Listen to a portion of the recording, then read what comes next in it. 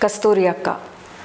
For those of you who don't know her, I really don't know how to do a formal introduction, except for a couple of things that I can indeed say about her.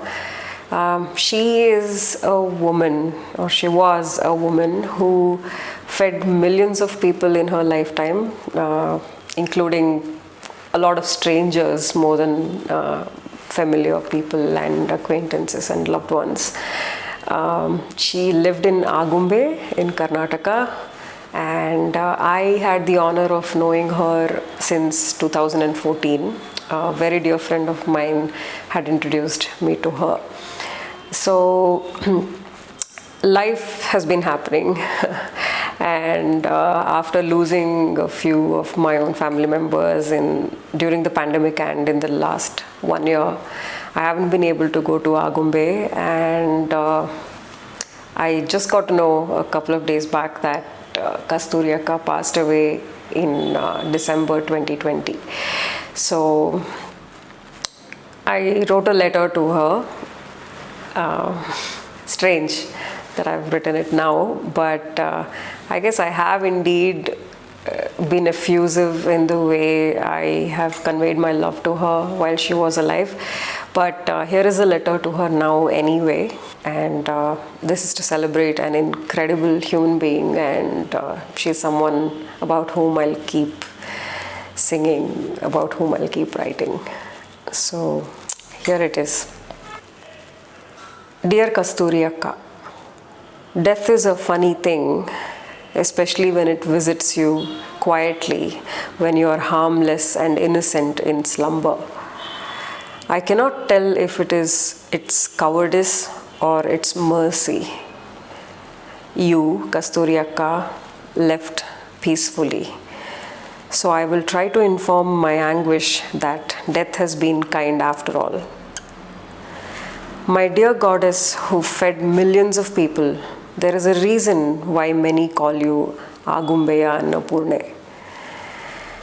Travelers, explorers, writers, poets, photographers, lovers of monsooning rainforests came to your house, the doDDamanè, for shelter, and your gracious family allowed them all to stay. And you fed hordes of us by the bellyful, and with such grace and warmth, while also being the wonderfully daunting matriarch that you were. Forgive me, Kasturi Akka, lost in the grief of deaths in my own family and simply letting life happen, I did not visit your doDDamanè in the lap of Aagumbe's rainforests in the past 2 years. Perhaps I had even taken you for granted, as if you were a force of nature that would simply live on and on. Humans like you who can make not only loved ones but also strangers happy are so rare that you must live on, mustn't you? What delusion is this? The fragrance of your world-renowned kashaya wafts in every time my friends and I remember you. I have not had the courage to tell them yet, except for a note of gratitude I left for the one who first brought me to your doorstep. He says you're in a better place. I don't know about any other place, but I do know you made this place here, while you were flesh and blood, a heaven and a haven for thousands of us.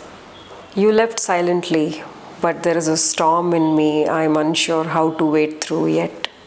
It will take some time for it to learn some grace of acceptance. That I had the honor of knowing you humbles me. That I had the honor of singing for you one of your beloved songs, Pavadisu Paramatma, will cleave through the grief and sit on my lips as a smile.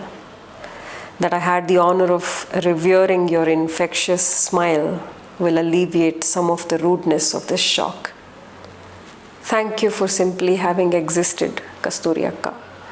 There will be many who will fondly remember you and share your story in whichever corner of the world they're in.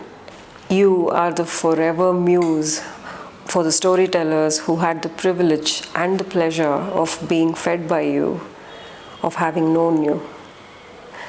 I will tell your story sing of your glory every time I get an opportunity, for as long as I myself live and breathe. Pavadisu Paramatma, Anna Kotta Paramatma.